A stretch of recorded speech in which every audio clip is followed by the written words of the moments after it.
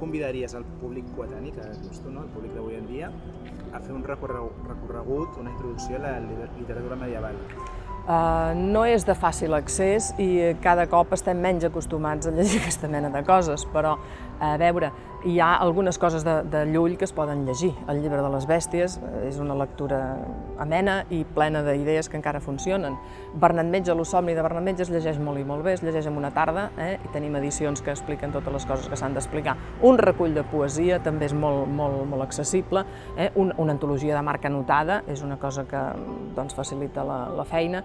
A Ximenis hi ha reculls de textos de Ximenis poden ser molt interessants perquè donen visions del món antic que poden resultar interessants i, per descomptat, les novel·les, El tirant i el curial, que estan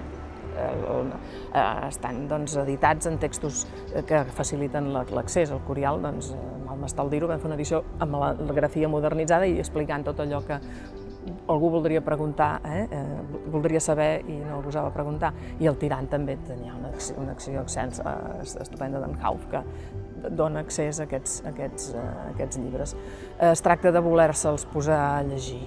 I després també hi ha els tasts de clàssics, hi ha versions abreujades que faciliten les coses, i hi ha la història de la literatura catalana, que està escrita, aquesta que acabem de publicar, l'Enciclopèdia Catalana i Barsino i l'Ajuntament de Barcelona, està escrita amb la voluntat de fer la lectura amena del text, i per tant allà llegint allò on pot trobar